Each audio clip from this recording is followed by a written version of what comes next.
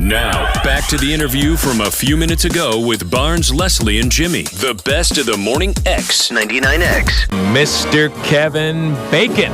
Could you see yourself maybe pulling a Keanu Reeves and like just completely laying off movies for about a year and just touring? I don't think so. I don't... It's a hobby? No, I don't think it's a hobby. I mean, it's turned into a second career. I mean, we have a record, you know, the record's on the radio, the VH1 has playing the video that I directed. I mean, it's definitely a career. But, you know, I have a responsibility to my family to, you know, put, you know, food on the table. Of course. And that may be a strange concept, or one that you don't really associate with movie stardom, but it's one that's very, you know, important to me. And I would never do anything that would threaten that. Yeah. So the understanding has always been, my brother has another career too, is that we work, we take it one day at a time, and we keep doing whatever we can musically. And if a picture comes along that you know I want to do, I'll go and do it. I mean, one of the good things about working on a movie is that there's a tremendous amount of downtime, a lot of time spent in the trailer. Right. And other people watch videos, or they, I don't know, make phone calls, or, you know, you can jam. I play my guitar and write songs. So I actually get some lot of work done when I'm shooting a picture. I know, Kevin, a lot of people may not know you spent some time on soaps. You were on Search for Tomorrow. You were on Guiding Light. What's the difference in doing a soap or doing a movie? You know, nothing against soap operas, because I think that they are gainful employment for a lot of actors, and a lot of people really enjoy them. I'm sure there's some that are better than others, but yeah, I couldn't stand being on the soaps. I mean, the only thing that was good about it for me was the fact that I was able to support myself living in New York while I was doing theater at night. I found it to be a struggle to try to make the material work. Sure, I see that. And so much of what you say on soap operas is exposition. So much of it is trying to explain what happened to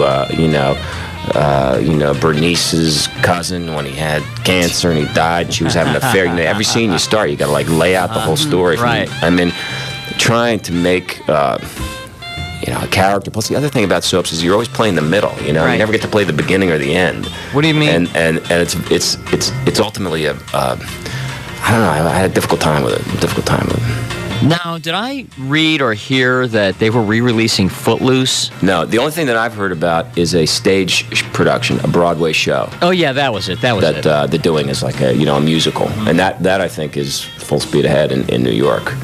I'm not going to be in it, just so you know. I mean, you know, I'm about 20 years too old, but that somebody else would be dancing around. We're hanging out at Planet Hollywood with Kevin Bacon. Now, you were the executive producer of Wild Things. What made you want to produce and act in it? Well, this film, I mean, the producing credit is a function, honestly, of the fact that I stayed with the project in the early stages through some sort of rocky times. I believed in it.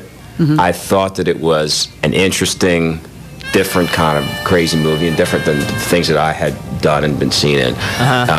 And as an acknowledgement for my commitment to that, the studio, made me the producer.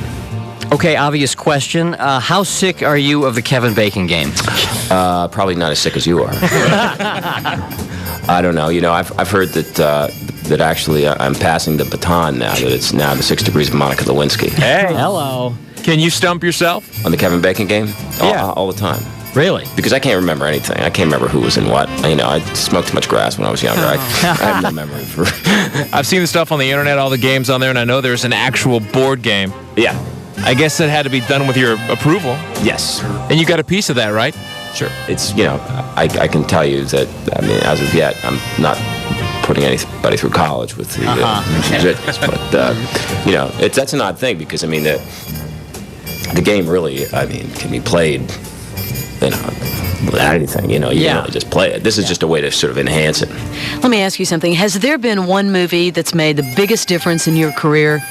I've always found that there's a few different kind of, benchmark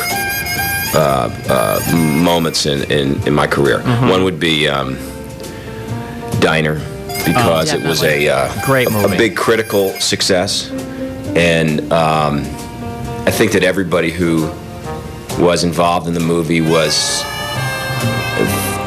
appreciated as an actor rather than as a flash in the pan. You know, kind of like all of a sudden, you know, we were like a new kind of group of actors coming in.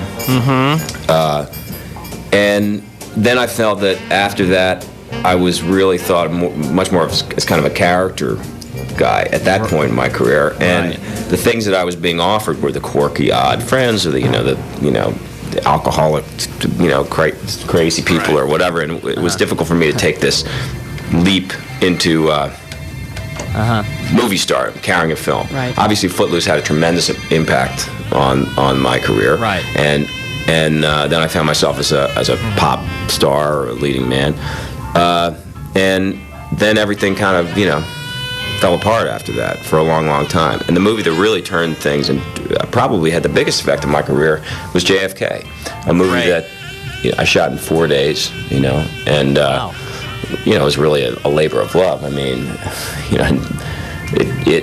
Oliver took a shot on me playing a part that people had absolutely no image of me doing, and it very directly led to A Few Good Men, Really? River Wild, Murder in the First, Apollo 13. It just turned things around.